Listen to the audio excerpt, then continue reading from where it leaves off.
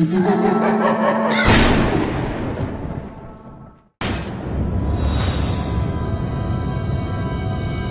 महिन्यांपूर्वी एका प्रसिद्ध अभिनेत्याने कुशल सिंग राजपूतने त्याच्या घरी फाशी लावून आत्महत्या केली आणि टीव्ही मीडियाला मात्र बातम्यांचं रान मोकळं मिळालं। सकाळ संध्याकाळ रात्रंदिवस फक्त हीच एक बातमी टीव्हीवर सुरू आणि नवनवीन अँकर्स पण प्राईम टाइम वर झळकू लागल्या। अशीच एक अँकर होती, नाव होतं जिया। खूपच पॅशनेट अँकर, जवळपास 2 महिन्यांपासून ह्याच न्यूजवर काम करत होती। अखेर का केली कुशल सिंगनी आत्महत्या? का पडला कुशल सिंग ड्रग्जला बळी? की मिळाला त्याला प्रेमात धोका? हे फक्त आम्ही तुम्हाला सांगू शकतो। मग रहा आमच्या सोबत। मी आहे तुमची होस्ट जिया शर्मा।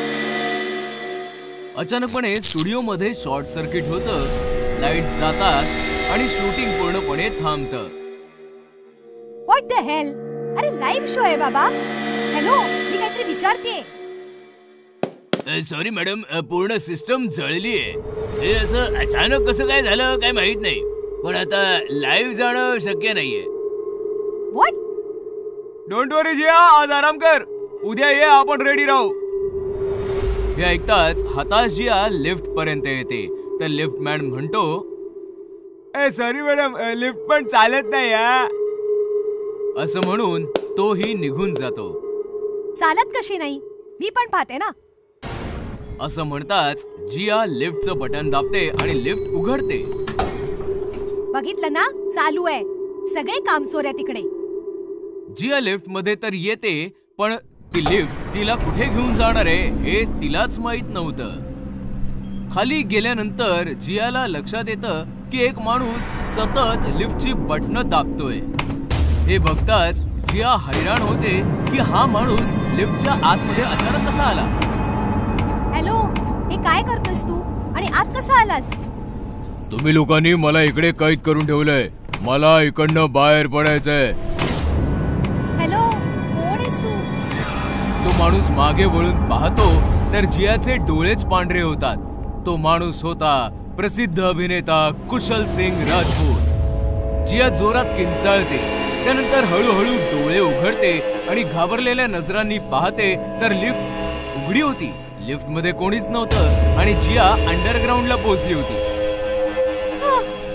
ओहो, मी पण ना, मला लवकरच सायकियाट्रिस्ट कडे जायला लागणार आहे बहुतेक।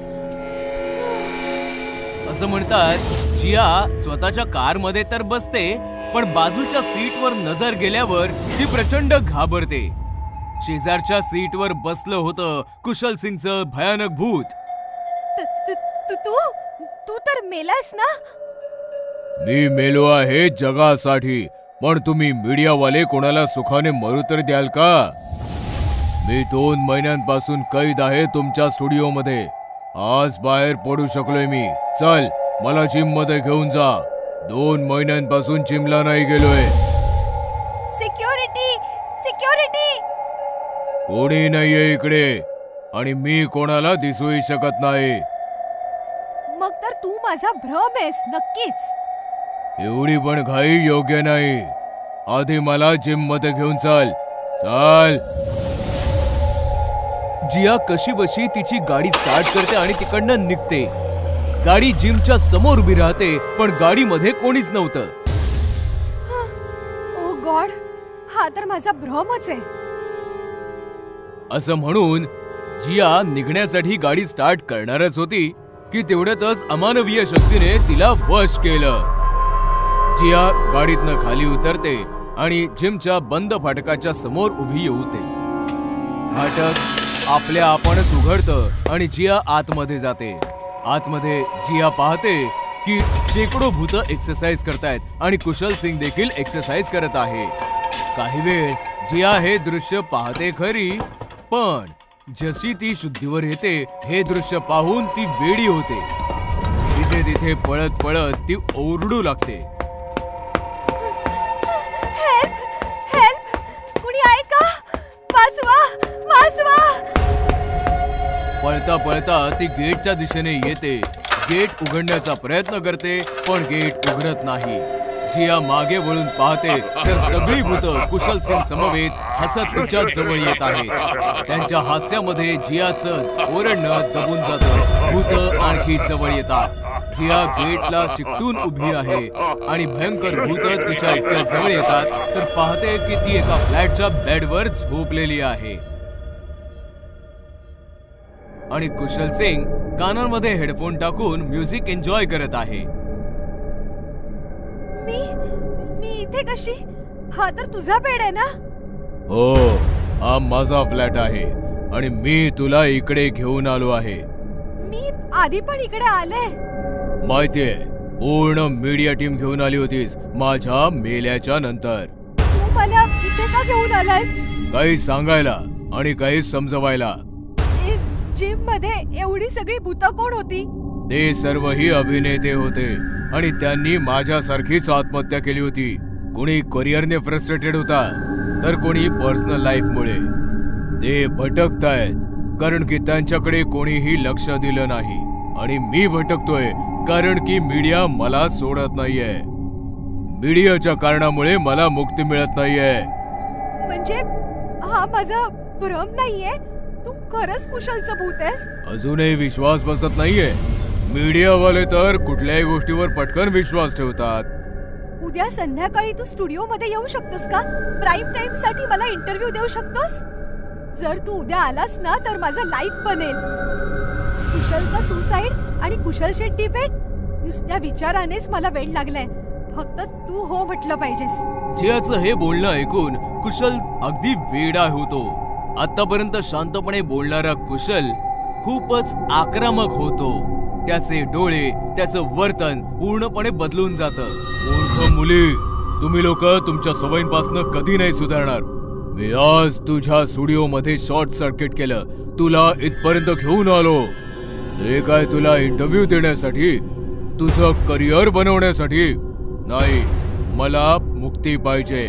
मी फक्त तुला हे समजवायला आलोय. पण कुत्र्याचं शेपूट हे वाकडच असतं हे मला आता कळलंय. आता मी तुला सोडणार नाही. कोणत्याही मीडिया पर्सनला सोडणार नाही. सगळ्यांना मारून टाकेन, अगदी क्रूरपणे. जिया घाबरते. कुशल जियाला उचलतो आणि पंख्यावर लटकवलेल्या दोरीला तिला अडकवतो. जिया गयावया करू लागते. नाही, प्लीज प्लीज सोड मला. सॉरी मला जाऊ दे, मला जाऊ दे. आता मी कोणालाही नाही सोडणार. सगळ्यांना संपवून टाकेन. जो माझं नाव घेऊन टीव्हीवर ओरडतो त्या सगळ्यांचा मृत्यू होईल. माझ्या हातून मृत्यू. असं म्हणून कुशल रस्सी खेचतो. जिया तडफडून मरून जाते. बोरवेल वालं भूत. गोष्ट आहे पुण्याची. रश्मी आणि निखिल पती पत्नी होते. सॉफ्टवेअर कंपनीमध्ये काम करत होते आणि शहराच्या बाहेर भाड्याच्या जागेत राहायचे. तासन तास प्रवास आणि त्यात फ्लॅटचं भाडं. यापेक्षा तर आपण पुण्यातच एखादा नवीन फ्लॅट घेऊया. आपलं सेव्हिंगही बऱ्यापैकी आहे. रश्मीचं म्हणणं ऐकून निखिलने घर खरेदी करण्याचा निर्णय घेतला आणि त्याच्या मित्राच्या मदतीने सदानंद नावाच्या माणसाला भेटला ज्याला घर विकायचं होतं. हे बघा, प्रभात रोडवर एक मोठं घर आहे. तसं तर काकांचं आहे, पण काकांना मूलबाळ नव्हतं त्यामुळे घर मला देऊन गेले ते. मी US ला शिफ्ट होतोय म्हणून घर विकायचंय. रश्मी आणि निखिलने घर पाहिलं तर त्यांना खूप आवडलं. त्यांनी घर विकत घेतलं आणि सदानंद US ला निघून गेला. काही दिवस गेले. रश्मी आणि निखिल नवीन घरात सेटल झाले होते. त्यांचं डेली रुटीन पण खूप चांगलं चाललं होतं. एके दिवशी रश्मी आणि निखिल झोपले होते की अचानक एका आवाजाने रश्मी जागी झाली. आवाज फार भयानक होता. सदानंद, मी तुला सोडणार नाही. आवाजाने विचलित होऊन रश्मी बेडमधनं उठली आणि चालत चालत एका रूमच्या समोर येऊन थांबली. रूमचं टाळं आपोआप तुटलं. दरवाजा पण आपोआपच उघडला आणि रश्मी रूम मध्ये आली. रूमच्या मधोमध एक फार मोठी बोरवेल होती ज्यातून फार विचित्र आवाज येत होते. अचानकपणे रश्मीच्या पाठीवर कोणीतरी हात ठेवला. रश्मीने मागे वळून पाहिलं तर मागे निखिल उभा होता. रश्मी, अगं इकडे काय करतेस? निखिलचं लक्ष बोरवेलकडे जाताच तो चकित झाला. सदानंदने आपल्याला सांगितलं का नाही की या रूम मध्ये बोरवेल आहे? आपण ही रूम कधी व्यवस्थित नाही पाहिली. रश्मी नॉर्मल होऊन बोलू लागली. बोरवेल आहे तर चांगलंच आहे ना, पाण्याचा त्रास तर नाही होणार आता. दुसऱ्या दिवशी रश्मी निखिल बरोबर जॉबवर तर गेली, पण तिचं वागणं बोलणंच बदललं होतं. लंच ब्रेक मध्ये कोणालाही न सांगता ती गुपचूप घरी आली आणि बोरवेल समोर येऊन उभी राहिली. मला बाहेर काढा. रश्मीने बोरवेलचा स्विच ऑन केला आणि गार्डन मध्ये येऊन झाडांना बोरवेलचं पाणी देऊ लागली. पाण्यामुळे अख्ख्या कॉलनीमध्ये दुर्गंधी पसरली. लोक नाक तोंड बंद करून घराच्या बाहेर पडली आणि दुर्गंध वाढला. लोकांनी नोटीस केलं की रश्मी दुर्गंधीयुक्त पाण्याने गार्डनला भिजवते. लोक ओरडत रश्मीच्या दिशेने आली. अगं हे सडका पाणी आहे, थांब थांब. लोकांचं म्हणणं ऐकताच जोर जोराने रश्मी हसू लागली आणि पाण्याच्या धारेने तिने लोकांना भिजवायला सुरुवात केली. दुर्गंधीयुक्त पाणी शरीरावर पडताच लोक पळाली. संध्याकाळ होताच निखिल घरी आला तेव्हा त्याने पाहिलं गार्डन मधील सगळी झाडं वेली सुकली होती. निखिलला राग आला आणि तो आतमध्ये किचन मध्ये आला तर रश्मी जेवण बनवत होती. काय गरज होती कॉलनीतल्या लोकांसोबत मूर्खपणा करायची? वेडी म्हणतायत तुला. काय गरज काय होती बोरवेल सुरू करायची? जेवण तयार आहे, हात पाय धुवून घे. रश्मीचा आवाज विचित्र होता, जणू कोणी पुरुष बोलतो आहे. काय झालं रश्मी? दुपारी ऑफिस मधून पटकन आलीस? माझी तब्येत ठीक नव्हती. काय झालंय तुझ्या तब्येतीला? का असं बिहेव करतेस तू? मध्यरात्र झाली होती. निखिल झोपला होता. अचानक एका भयानक आवाजाने त्याची झोप मोड झाली. सदानंद मी आलो आहे. निखिल घाबरला. त्याने पाहिलं तर बिछाण्यावर रश्मी नव्हती. अचानकपणे त्याची नजर सीलिंग वर गेली तेव्हा त्याचे डोळे विस्फारले गेले. रश्मी वर लटकलेली भयानक भूत बनली होती. जोर जोरात ओरडत होती.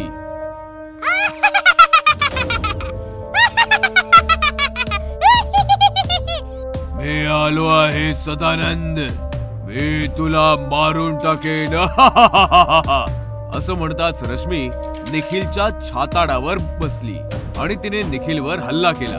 रश्मी सोड ग, काय झालंय काय तुला? रश्मी निखिलवर वारंवार वार करत होती. निखिलने रश्मीला फेकलं आणि पळत पळत बोरवेलच्या रूम मध्ये येऊन लपला. निखिलने मोबाईल काढून सदानंदला फोन केला. सदानंद, अरे काय केलंस तू? माझी बायको वेडी झालीये, वारंवार तुझं नाव घेते आणि ती बोरवेल आणि हे सगळं काय आहे? सदानंद हसता हसता म्हणाला, माफ कर मित्रा, झालंय असं की मी काकांची सगळी प्रॉपर्टी हडपलीये आणि त्यांना मारून बोरवेल मध्ये गाडलंय. काकांचं भूत सतावत होतं म्हणून मी घर विकून US मध्ये शिफ्ट झालोय. आता माझं कोणी काही बिघडवू शकत नाही, ना इंडियन पोलीस ना इंडियन काकांचं भूत. असं म्हणून सदानंदने फोन कट केला. पण सत्य ऐकताच निखिलची अवस्था बिकट झाली होती. म्हणजे काकांचं भूत रश्मीमध्ये आलंय आणि सदानंद समजून मला मारताय. तेवढ्यात दरवाजा तोडून रश्मी आत आली आणि ओरडू लागली, माझं घर, माझी इस्टेट हडपून, मला बोरवेल मध्ये पुरून तू इथे लपून बसलाय सदानंद. मी तुला नाही सोडणार. काका, मी निखिल आहे, सदानंद नाहीये. पण रश्मीने निखिलला बोलायची संधीच नाही दिली. तिने निखिलला पकडलं, खेचून बोरवेलच्या दिशेने घेऊन आली आणि निखिल सोबतच तिने बोरवेल मध्ये उडी मारून स्वतः सोबतच निखिलचं आयुष्यही संपवलं. छतावर कोणी आहे? ही भयंकर गोष्ट आहे बेगमपुराची. बेगमपुरा एक छोटस गाव होतं. गावामध्ये सरकारी बँकेची एक ब्रांच होती. सुधीर, बायको दिव्या आणि 7 वर्षांची मुलगी मायरा सोबत शहरातून बेगमपुराला शिफ्ट झाला होता. सुधीर बँक मॅनेजर होता. त्याची पोस्टिंग बेगमपुराला झाली होती. बँकेने सुधीरला एक जागा दिली जी फारच शांत ठिकाणी होती. पूर्ण घर पाहिल्यावर सुधीर, दिव्या आणि मायरा छतावर आले. किती छान मोकळी हवा आहे ना? हो ना, आणि टेरेस फारच मोठं आहे. इथे तू सगळे कपडे आरामात सुकवू शकतेस. आणि मी इथे खेळू सुद्धा शकते. मायराचं म्हणणं ऐकताच सुधीर आणि दिव्या हसू लागले. दुसऱ्या दिवशी सुधीर बँकेत निघून गेला आणि दिव्या घरातली कामं करू लागली. मायरा टीव्ही बघून बघून कंटाळली आणि वर छतावर गेली आणि एकटीच बसून छतावर राजा राणीचा खेळ खेळू लागली. मायराकडे भरपूर खेळणी होती, ज्याच्यामध्ये राजा राणी पासून छोटासा गॅस, चमचे, लाटणं सारं काही होतं. राजा राणीचं लग्न तर झालं, आता राणी राजासाठी जेवण बनवणार. राजा बाबांसारखा ऑफिस मध्ये जाईल आणि राणी आईसारखं किचन सांभाळेल. ये! तेव्हा दिव्याने मायराला आवाज दिला. मायरा, कुठे आहेस ग? मायरा, जेवण तयार आहे, ये पटकन. मायरा, माझ्या राणीचं सुद्धा जेवण तयार आहे. राजा राणी, तुम्ही नंतर खा, आधी मी जेवून येते, ओके? असं म्हणताच मायरा छतावरून खाली गेली. इथे सुधीर ऑफिस मध्ये बसून आपलं काम करत होता. नारायण, साहेब, आधीच्या मॅनेजर्सच्या ज्या काही फाईल्स पेंडिंग आहेत त्या सगळ्या टेबलावर ठेव. होय साहेब, आता आणतो. साहेब, एक गोष्ट विचारायची होती. हो हो, विचार ना. तुम्ही बँकेने दिलेल्या त्या घरामध्येच राहता ना? हो, पण का रे, काय झालं? काय नाही, फाईल्स घेऊन येतो. इथे जेवण झाल्यावर मायरा छतावर आली. अचानकपणे ती जोरात किंचाळली. मायराचा आवाज ऐकताच दिव्याचं विश्वच हललं. ती पळत पळत छतावर आली. काय झालं मायरा, तू ठीक आहेस ना? काय झालं बाळा? आई, खाली बघ ना. दिव्याने खाली पाहिलं, तीही चक्रावली. मायराने बनवलेलं राजा राणीचं घर कोणीतरी उद्ध्वस्त करून टाकलं होतं. कोणी आलं होतं का छतावर? माहित नाही, मी तर खाली गेले होते. तेव्हा अचानकपणे पिवळ्या पिवळ्या डोळ्यांची एक काळी मांजर छताच्या भिंतीवरून मायरा आणि दिव्याला न्याहाळत होती. मायरा घाबरली. आई, कॅट! ओ, तर ही महाराणी आली होती तुझा खेळ बिघडवायला. मांजर पळाली आणि दिव्या मायराला घेऊन खाली आली. Sir, files. नारायण, मला एक गोष्ट सांग. आधी जो मॅनेजर होता, काय नाव त्याचं? रस्तोगी साहेब. हा, रस्तोगी.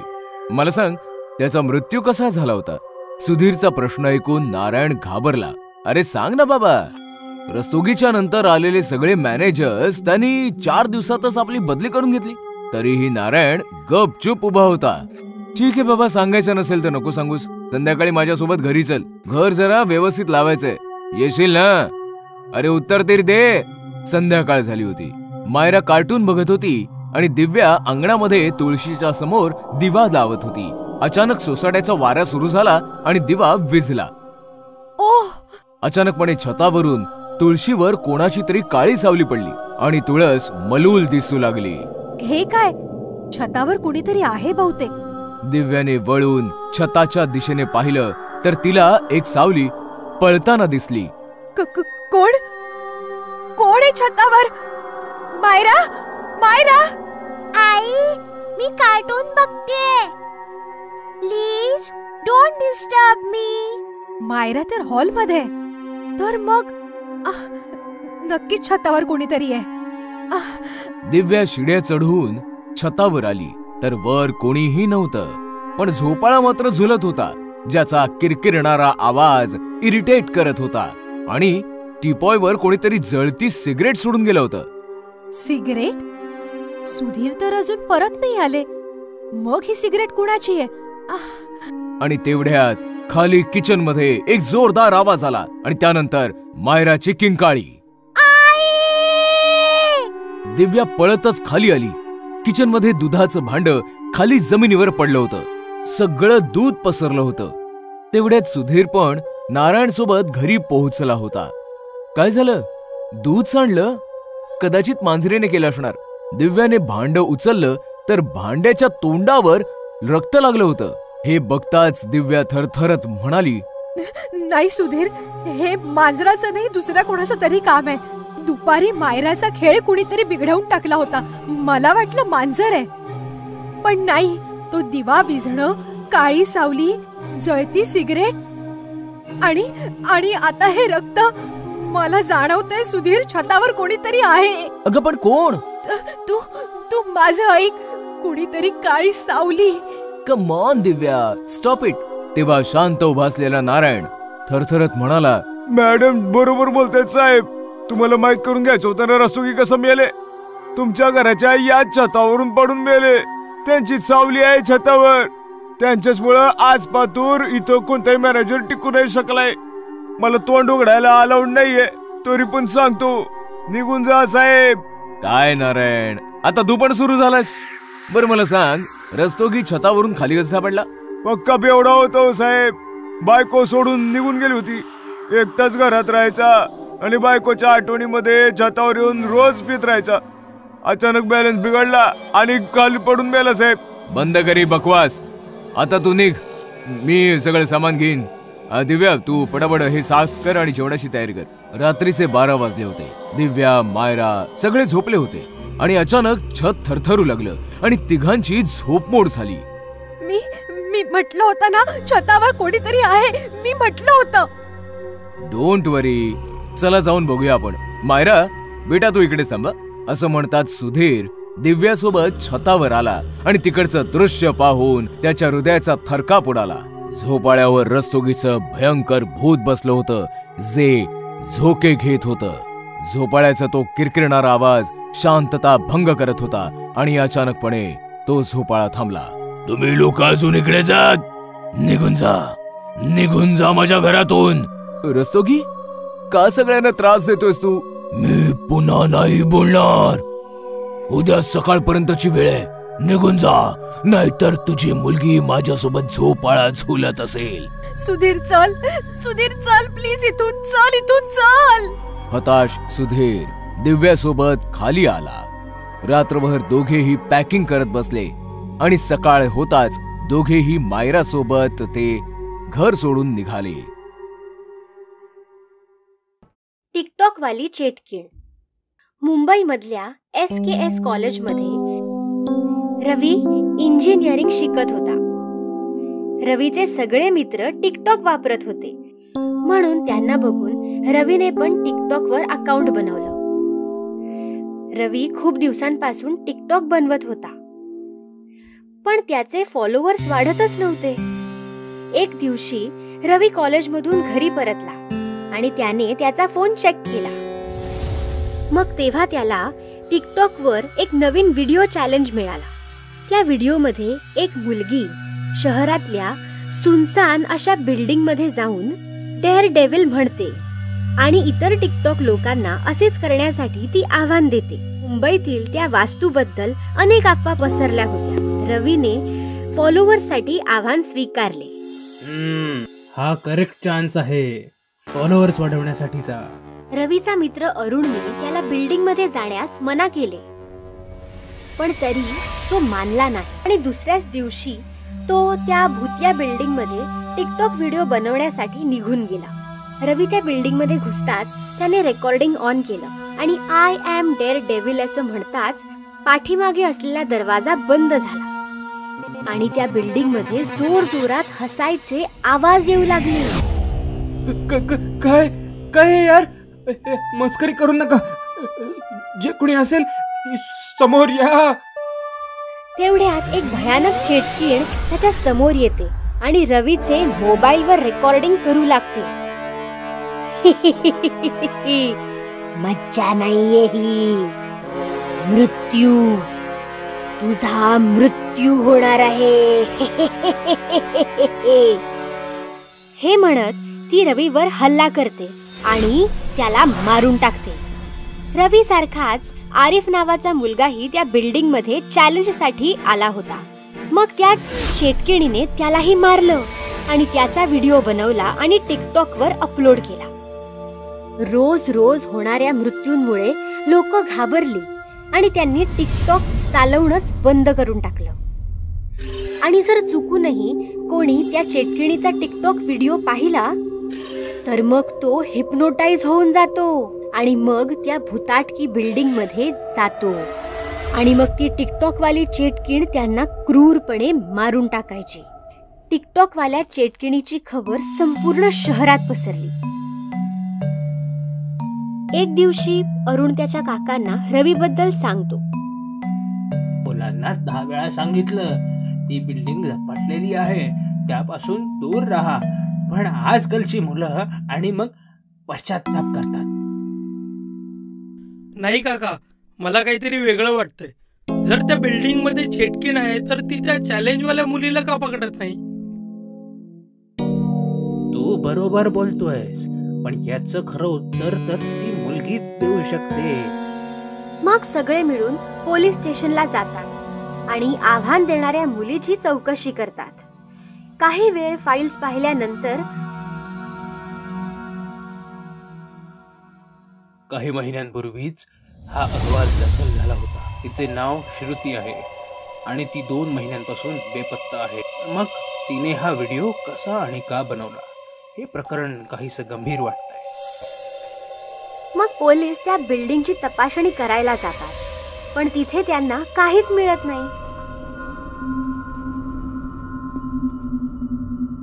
सर, ती चेटकीण टिकटॉक व्हिडिओ बनवणाऱ्यांनाच मारते, त्यामुळे कदाचित टिकटॉक केल्यावरच समोर येईल.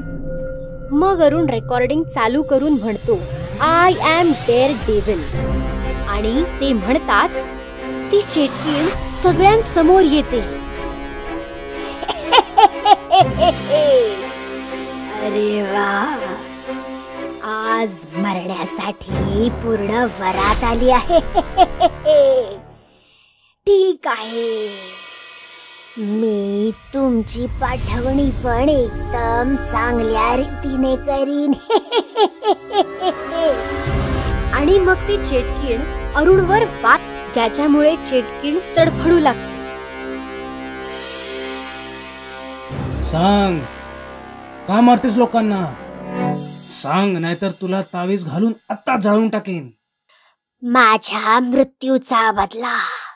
मी टिकटॉकवर खूप प्रसिद्ध होते आणि त्यामुळे माझ्या मित्रांना माझा हेवा वाटायचा.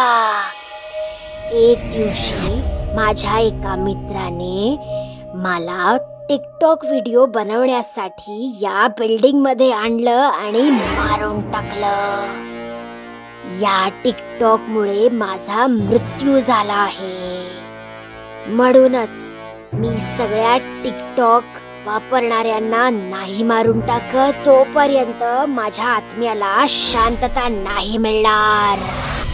असं म्हणत ती चेटकीण ते तावीज तोडून फेकून देते आणि मग त्या पोलीस इन्स्पेक्टरला पकडून हवेत उडवून टाकते. ती चेटकीण इन्स्पेक्टरला मारणारच असते तेव्हा, थांब मुली, त्यांना सोड, यात त्यांचा काही दोष नाही, सोड त्यांना. तिच्या आई वडिलांना पाहून चेटकीण शांत होऊन जाते आणि रडायला लागते. मी इन्स्पेक्टर आहे, मी तुला न्याय मिळवून देईन. फक्त तू लोकांना मारणं बंद कर. कुणा एकाच्या चुकीची शिक्षा सगळ्यांना देणं चांगलं नाही. मग पोलीस श्रुतीच्या मित्राला अटक करतात आणि फाशीची शिक्षा देतात आणि श्रुतीचा आत्मा मुक्त होतो. भुताटकीचं कपाट ही गोष्ट आहे लखनौ शहरातली. राकेशचं शिक्षण लखनौमध्येच पूर्ण झालं होतं आणि तो बँकेमध्ये मॅनेजर सुद्धा होता. लखनौमध्ये त्याने घरे विकत घेतलं होतं. काही दिवसांसाठी राकेश त्याच्या गावी गेला तर नातेवाईकांनी त्याचं लग्न विनीता सोबत लावून दिलं आणि मग राकेश विनीता लखनौला परतले. घर पाहून विनीता खूप खुश झाली आणि घराला घरपण देण्याचा प्रयत्न करू लागली. तिला एका कपाटाची गरज भासू लागली, त्यामुळे राकेशने म्युझियम मधनं एक कपाट खरेदी केलं. खूप जुनं आणि मौल्यवान दिसतंय, एखाद्या नवाबाचं असणार. एके रात्री राकेश आणि विनीता झोपले होते.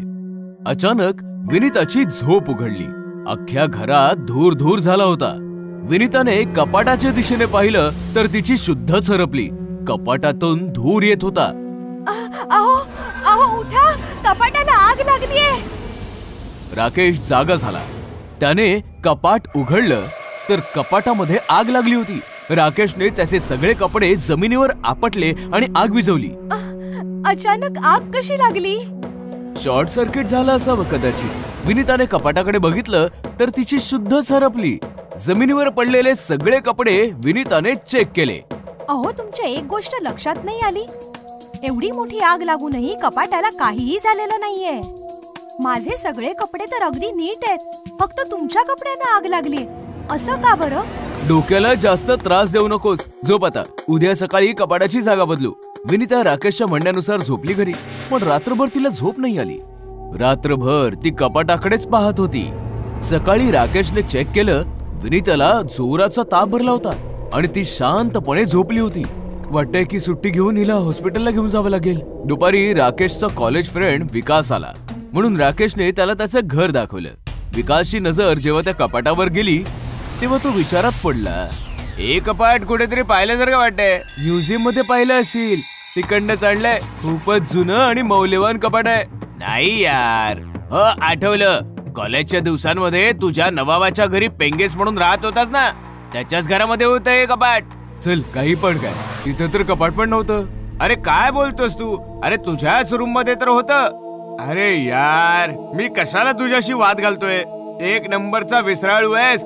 रात्री जेवलेलं सकाळी लक्षात नाही राहत. एके संध्याकाळी विनीता इस्त्री केलेले कपडे कपाटात ठेवायला गेली.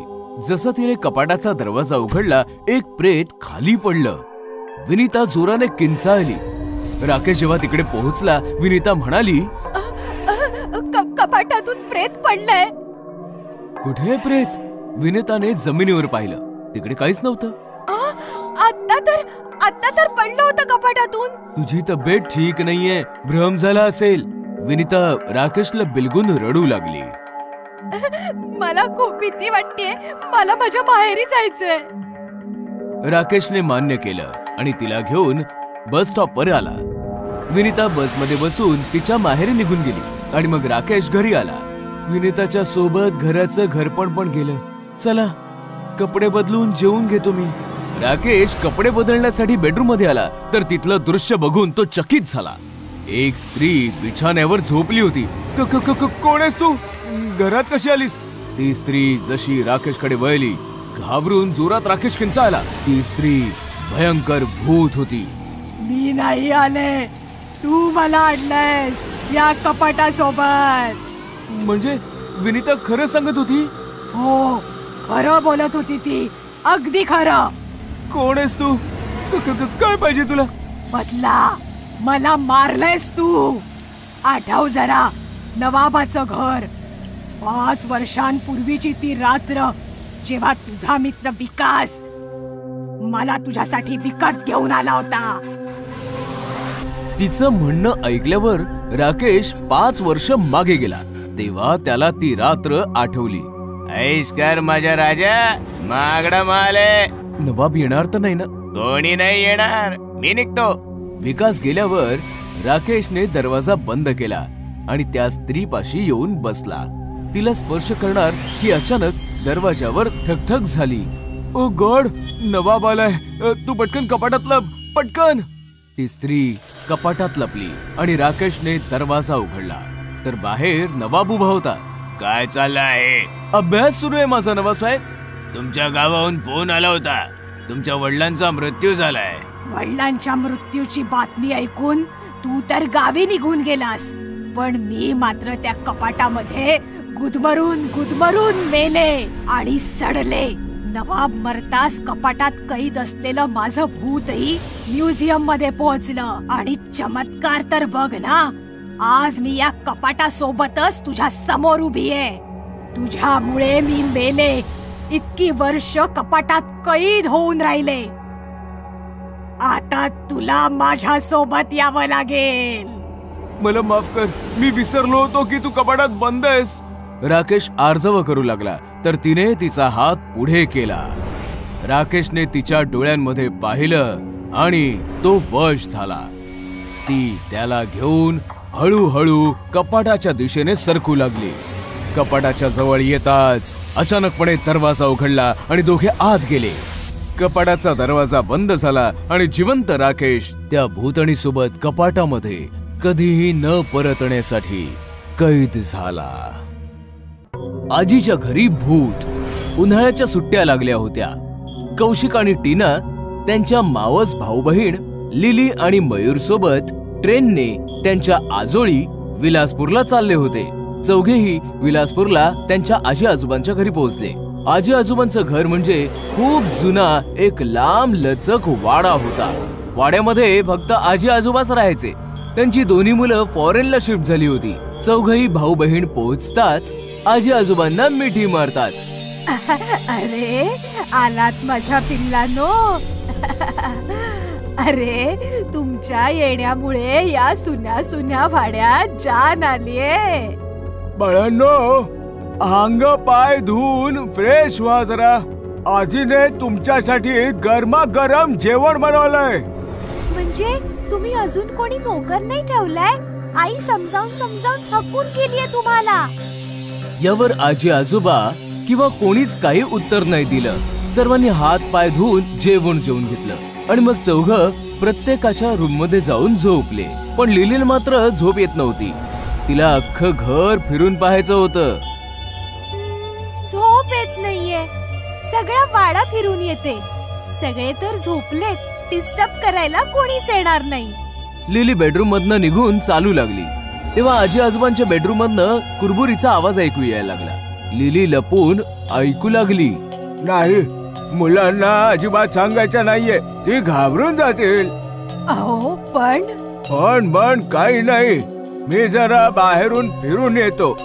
लिली घाबरली आणि आजोबांच्या बाहेर यायच्या आधीच मागच्या दिशेने पळू लागली, जेणेकरून आजोबांनी तिला पाहू नये. पळता पळता ती फारच दूर पोहोचली की अचानक कोणीतरी तिला एका रूम मध्ये खेचून घेतलं आणि मग दरवाजा बंद झाला. रूम मध्ये फारच अंधार होता आणि एक शिडी उभी होती जी वर एका दुसऱ्या मजल्यावर जायची. कोण आहे? कोणी खेचलं मला आतमध्ये? टीना, मयूर, मला माहितीये ही मस्ती तुम्हीच करू शकता. तेव्हा अचानकपणे लिलीच्या पाठीवर कोणीतरी हात ठेवला. लिलीने मागे वळून पाहिलं तर तिचा थरकाप उडाला. एक भयंकर भूत उभं होतं आणि हसत होतं. लिली बेटा, ये माझ्याकडे ये.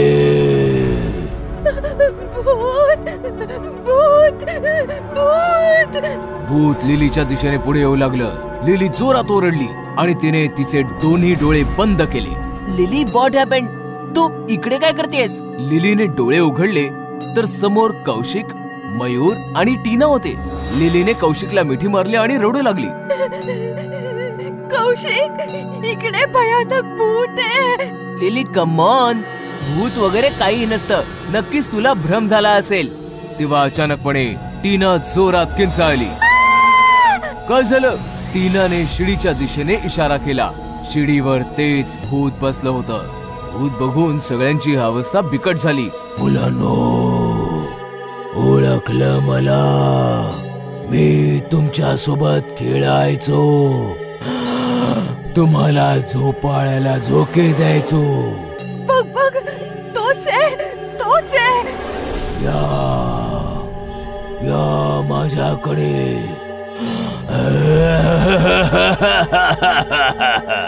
मुलं घाबरली आणि किंचाळू लागली. आजी, आजी.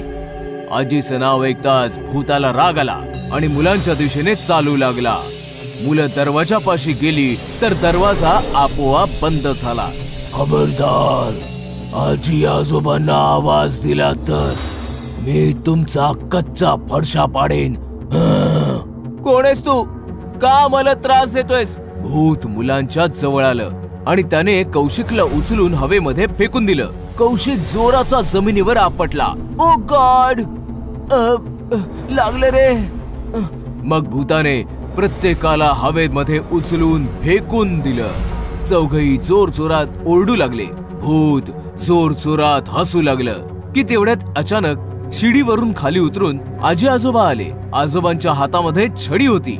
आजी आजोबांना पाहिल्यानंतर लहान मुलांच्या जीवामध्ये जीव आला आणि भूत आजोबांची छडी पाहून घाबरून गेलं. भूत पळून जाईल याच्या आधीच आजोबांनी त्यांच्या छडीने भूताला मारायला सुरुवात केली.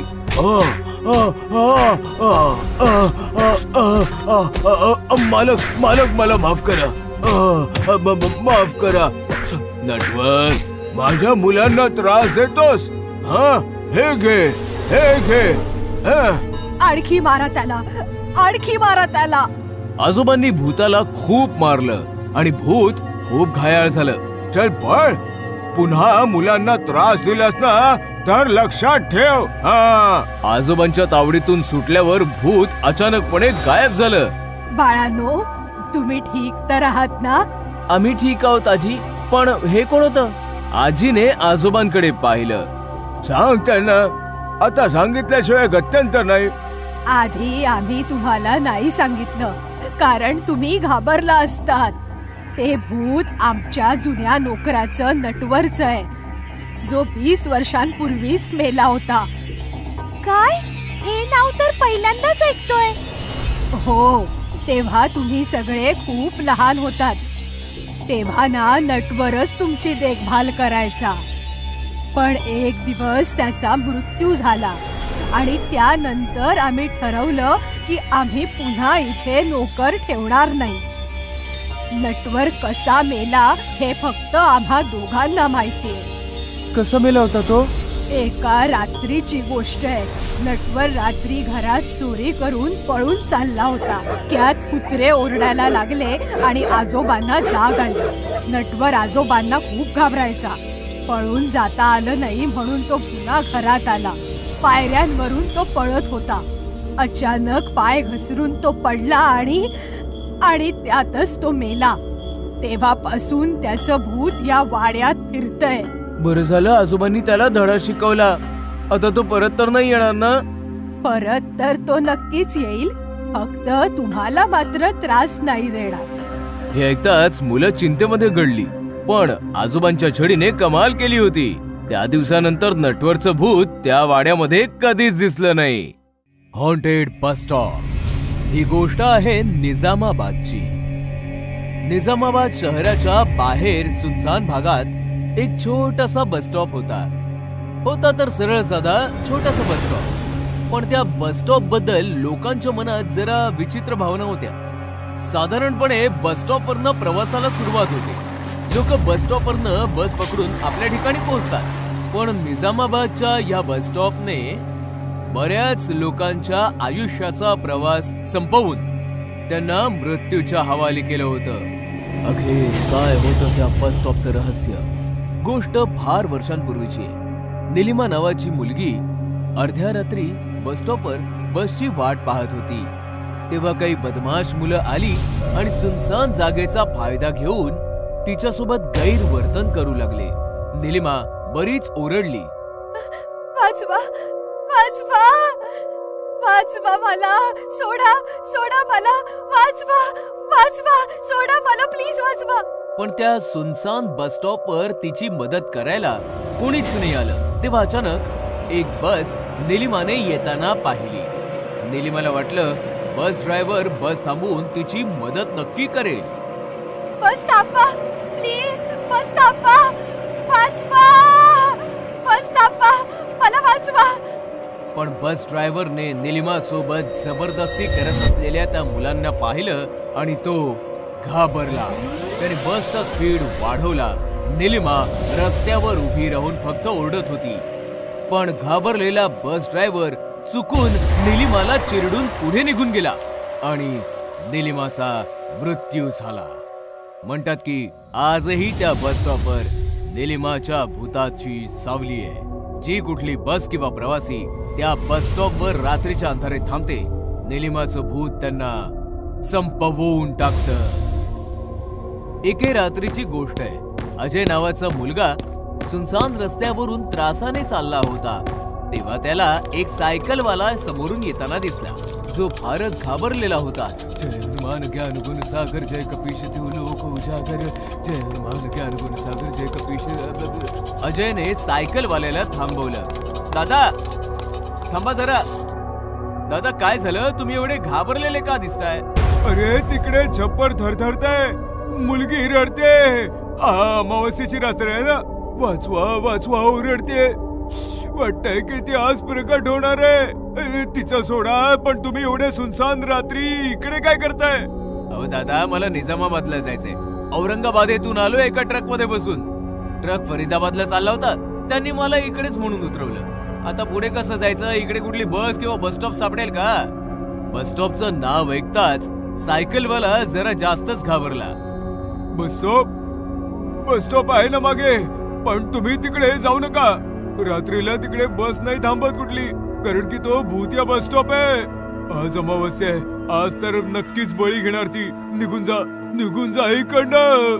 असं म्हणून सायकलवाला सायकलवर बसून निघून गेला. वाटतंय डोक्यावर परिणाम झालाय. अरे बस स्टॉप आहे समोर म्हणजे काही प्रॉब्लेम नाही. बस स्टॉप आहे म्हणजे सकाळपर्यंत छप्पर तरी मिळेल. सकाळच्या सकाळी बघू. असं म्हणताच अजय चालू लागला आणि चालता चालता बस स्टॉपवर पोहोचला. बस स्टॉप फारच सुनसान आणि अमावस्येच्या अंधारामध्ये फार विचित्र होता. अजय बस स्टॉपवर जाऊन उभा राहिला की अचानक बस स्टॉपचं लागलं आणि सोबतच कुणाच्या तरी भयानकपणे ओरडण्याचे आवाज ऐकू येऊ लागले.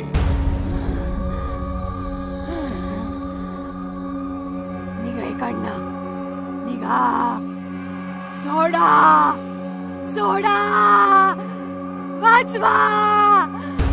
वाचवा मला.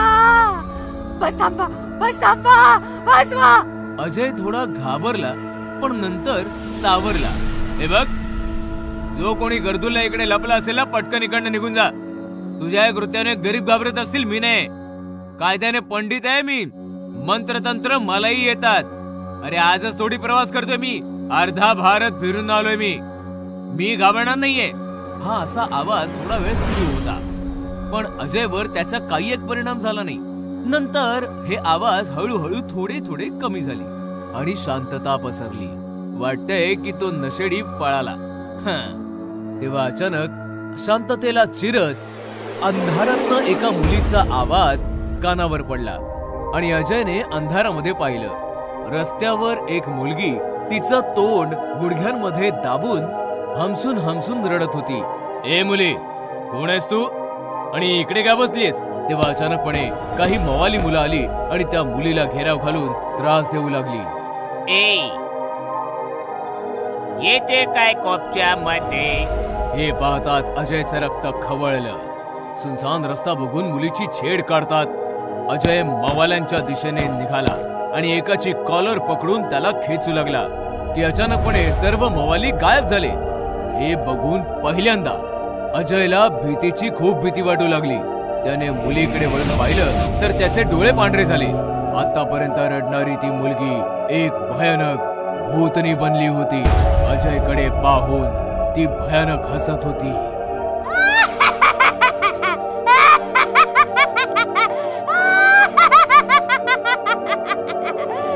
काय झालं पंडित, घाबरलास?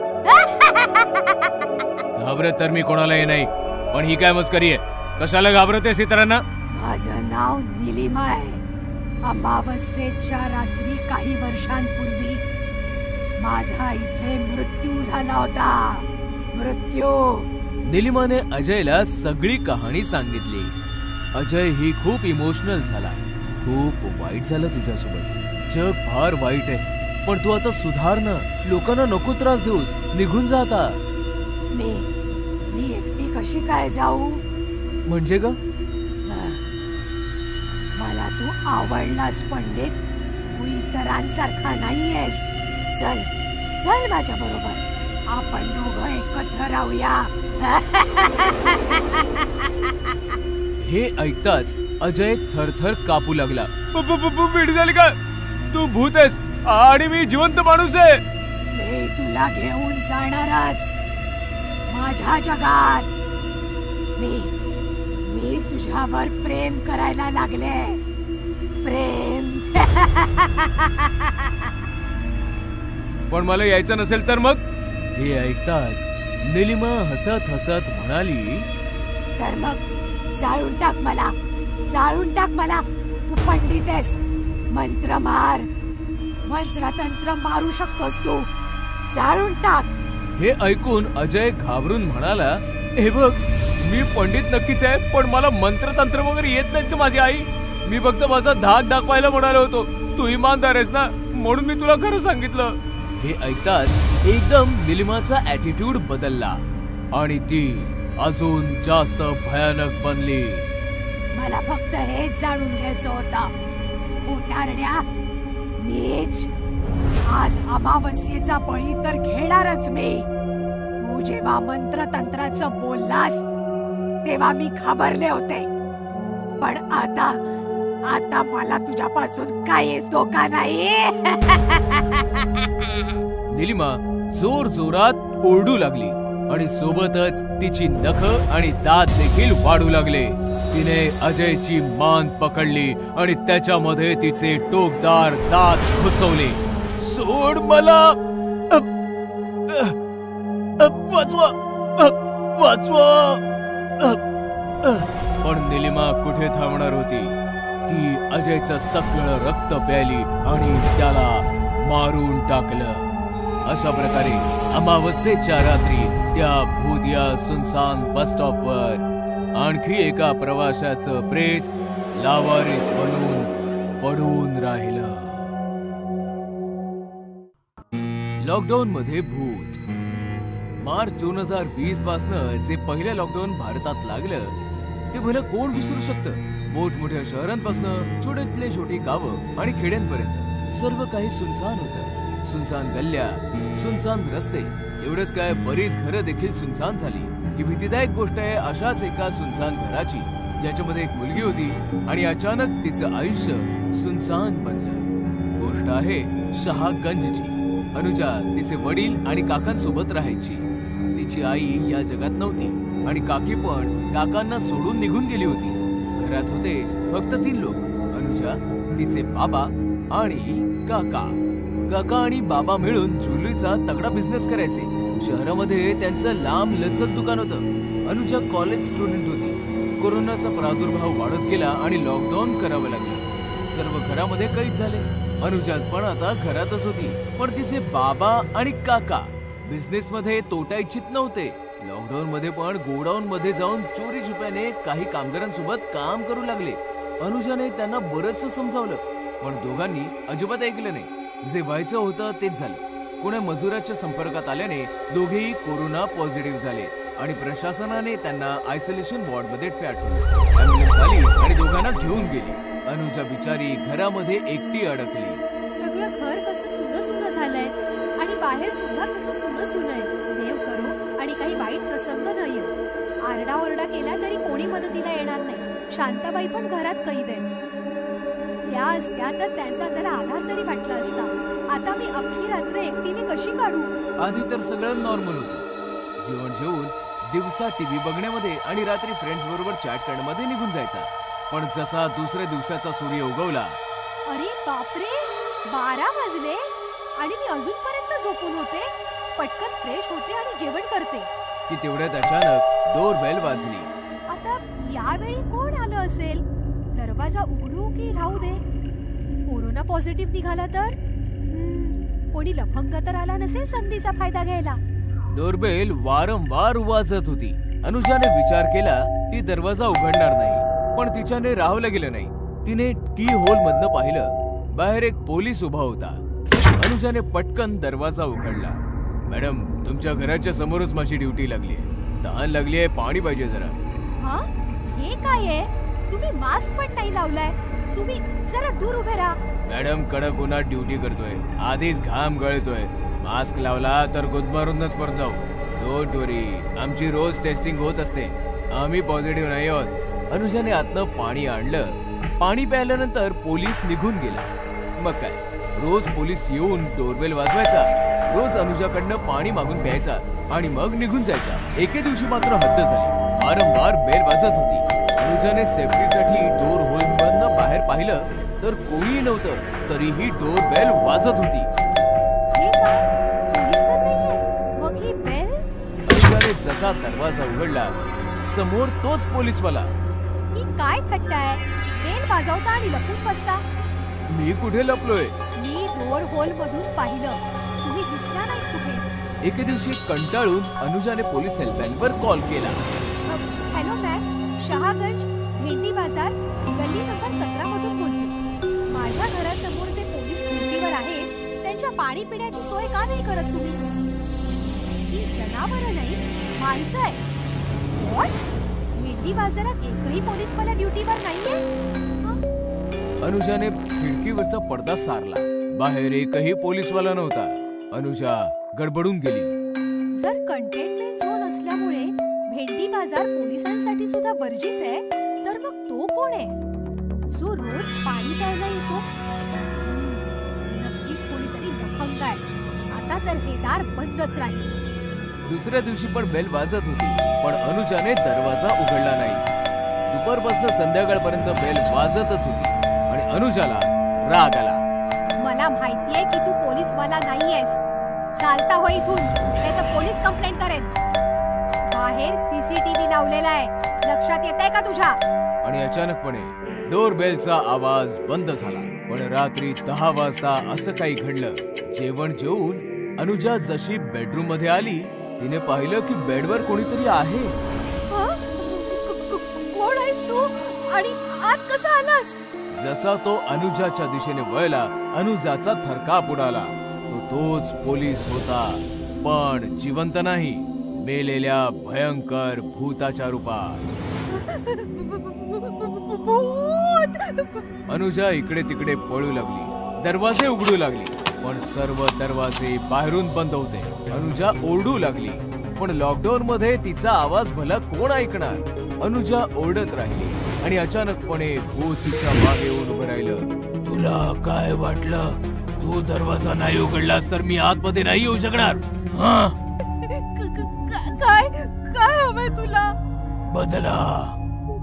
मी काय बिघडवलंय तुझं?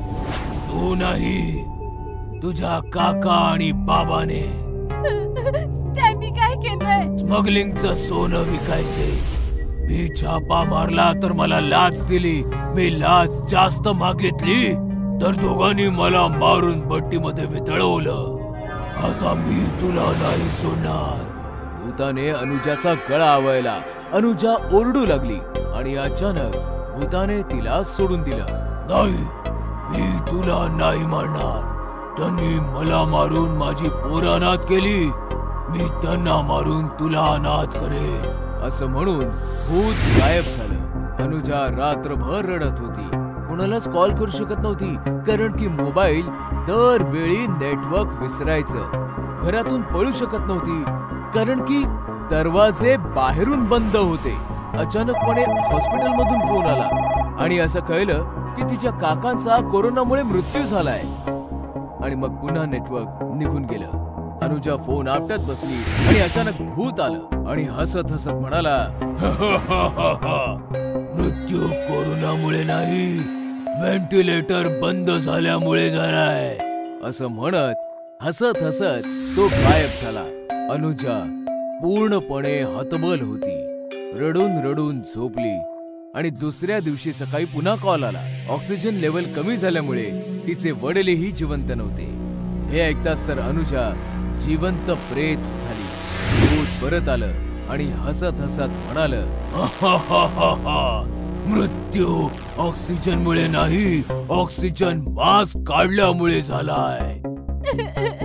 आता तू माझाही गळा दाबून टाक, मारून टाक मला, मारून टाक. नाही, तुला मरायचं नाहीये. तुला फक्त तडफडत राहायचंय. निघतो मी. त्या दिवसानंतर भूत परत कधी नाही फिरकलं. 6 महिन्यांनंतर लॉकडाऊन संपलं. तरी पण अनुजा घराच्या बाहेर नाही आली. तिने स्वतःला घरामध्येच कैद केलं आणि कायमसाठी तिने स्वतःला लॉकडाऊन केलं. देवाशिष त्याची बायको जेनी सोबत US मध्ये राहायचा. त्याचे आई वडील नव्हते, फक्त आजोबा होते जे पुण्यामध्ये राहायचे. देवाशिष वर्षातनं एकदा जेनीला घेऊन आजोबांना भेटायला यायचा. एके दिवशी देवाशिषला इंडियातनं कॉल आला आणि देवाशिष लगेच जेनी सोबत इंडियात आला. दोघे पुण्याला आजोबांकडे पोहोचले तर दरवाजात लोकांची खूप गर्दी होती. पोलीसही होते. मृत्यू 15 दिवसांपूर्वी झालाय. एकटेच होते ना, त्यामुळे कोणाचं लक्ष नाही गेलं. वास येऊ लागला तेव्हा शेजाऱ्यांनी कंप्लेंट केली. देवाशिष आणि जेनी आतमध्ये आले आणि प्रेताला बिलगून रडू लागले. आजोबा, हे काय झालं? माझ्यासोबत आला असता तर हे असं घडलं नसतं. का इथे राहण्याचा हट्ट केला तुम्ही का? देवाशिष आणि जेनीने आजोबांचे अंतिम संस्कार केले आणि काही दिवस इंडियामध्ये राहायचा निर्णय घेतला. आजोबा तर नाही राहिलेत. आता त्यांची ही प्रॉपर्टी विकून आपण कायमचे अमेरिकेला निघून जाऊ. हो, जसं तुला योग्य वाटेल. जेनी आणि देवाशिष आजोबांच्या घरी राहू लागले. एके दिवशी दोघेही झोपले होते, तेवढ्यात कुणीतरी दरवाजा वाजवला.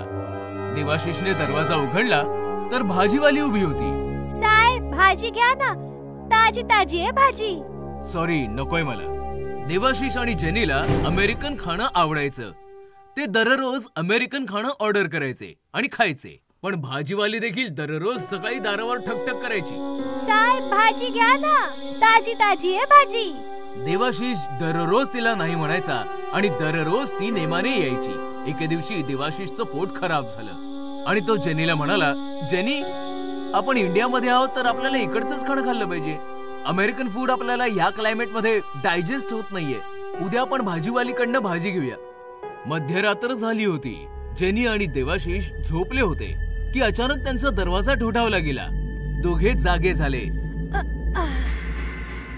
आता यावेळी कोण आलंय? मी जाऊन बघतो, असं म्हणताच देवाशिषने जाऊन दरवाजा उघडला तर दरवाजामध्ये तीच भाजीवाली होती. तू तर सकाळी येतेस ना, आता रात्री पण येणं सुरू केलंस? ही काय वेळ आहे का यायची? देवाशिष ओरडला. तेवढ्यात जेनी तिकडे आली आणि ती पण भाजीवालीला पाहून चकित झाली. तुम्हाला भाजी घ्यायची होती, मग भाजी घेऊन आले.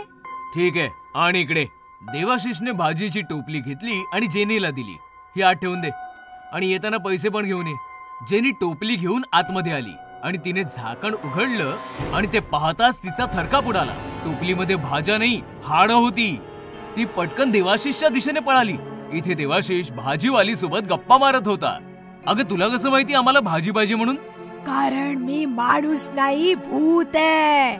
अचानक भाजीवाली भयानक भूत बनली. देवाशिषचे डोळे पांढरे झाले.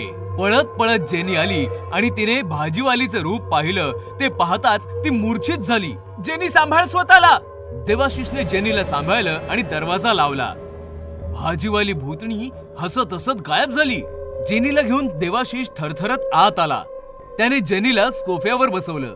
जेनी, घाबरू नकोस, मी पाणी आणतो हा. देवाशिष पाणी घेण्यासाठी किचन मध्ये आला आणि तिकडचं दृश्य पाहून तिकडेच हबकला. भाजीच्या टोपलीवर एका तरुण मुलीचं भूत रडत होतं. देवाशिषला पाहताच त्या मुलीचं भूत रडत रडत देवाशिषकडे येऊ लागलं. देवाशिष ओरडला, जेनी पळ, इकडे धोका आहे.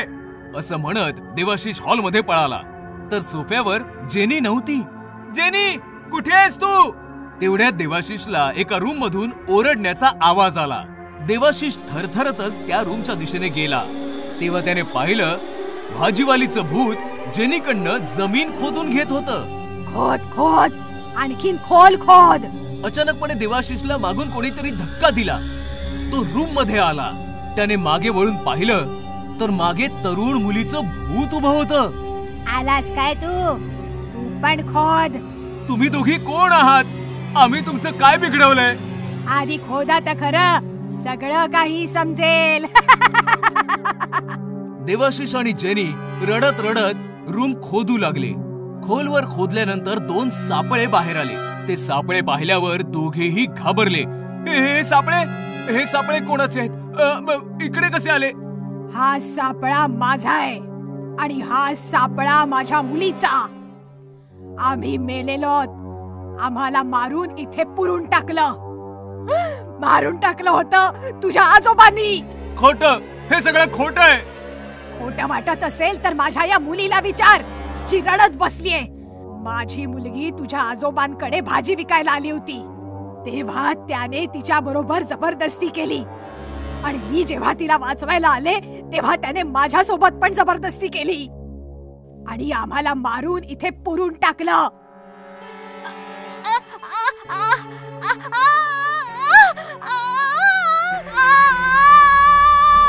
मग आम्ही शपथ घेतली, तुझ्या आजोबांना तर मारूच आणि तुमचा निर्वंश करून टाकू. आजोबांना तर मारून टाकलं, आता तुझी पाळी आहे. असं म्हणताच दोन्ही भूतणींनी देवाशिष आणि जेनीला पकडलं. गळात दाबून दोघांना तडफडून मारून टाकलं आणि त्याच खड्ड्यामध्ये पुरून टाकलं.